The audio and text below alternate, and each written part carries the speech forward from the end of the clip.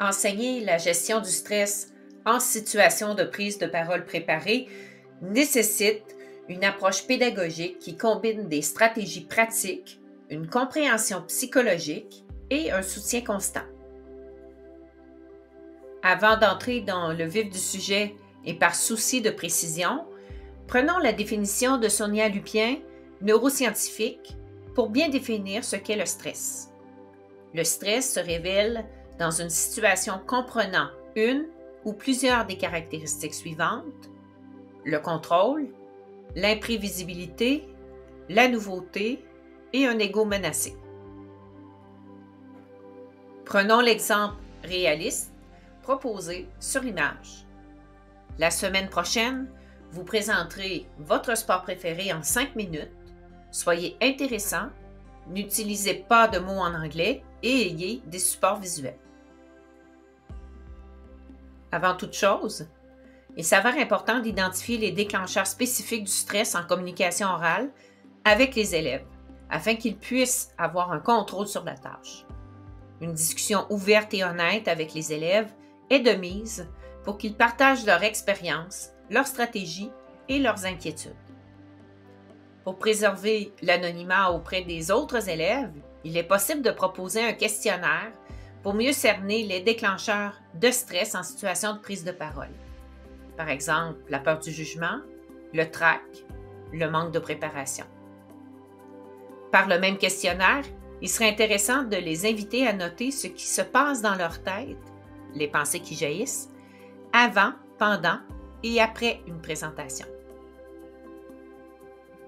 Avec l'intention de montrer aux élèves que le stress est une réaction normale et qu'il peut être géré, je vous propose de partager des anecdotes de personnalités publiques qui ont surmonté leur peur de parler en public. Dans un autre ordre d'idées, je crois que les élèves auraient besoin qu'on leur présente les mécanismes biologiques du stress et que, en effet, il est possible d'évaluer son niveau de stress et de le gérer par différentes techniques. Il est notoire que la préparation et la visualisation positive sont des clés pour réduire l'incertitude.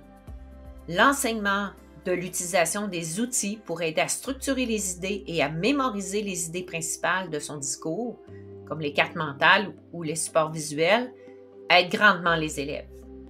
De plus, les aider à reconnaître leurs croyances limitantes et les remplacer par des pensées positives, par exemple « Je suis bien préparé et c'est normal de faire des erreurs », donne un bon coup de main.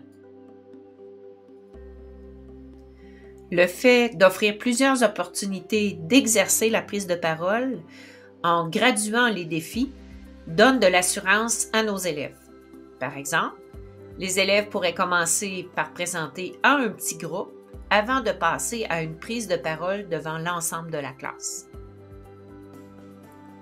Ne jamais oublier de fournir des retours constructifs pour valoriser les efforts et les progrès. Étonnamment, les technologies peuvent soutenir la gestion du stress. Par exemple, l'enregistrement vidéo permet aux apprenants de s'observer et d'analyser leurs performances. Les élèves pourraient également vous fournir leur présentation en différé sous la forme d'un balado ou d'un reportage. Il est important, à mon avis, de fournir des outils pratiques pour réduire le stress au moment où l'on sent qu'il monte. En faisant une pause et en pratiquant une respiration contrôlée, cette technique nous permet de calmer rapidement notre système nerveux. L'ancrage physique est aussi un excellent moyen de reprendre le contrôle de son corps et de ses pensées angoissantes. Afin de suivre les progrès de vos élèves, l'auto-évaluation du niveau de stress avant, pendant et après la présentation permet de cibler les stratégies de gestion du stress à enseigner. Aussi, l'idée de tenir un journal dans lequel les élèves écrivent ou illustrent leur réussite après chaque présentation orale est à considérer pour favoriser la métacognition. Tous ces moyens permettent non seulement de réduire le stress à court terme, mais aussi de développer une confiance durable en communication orale.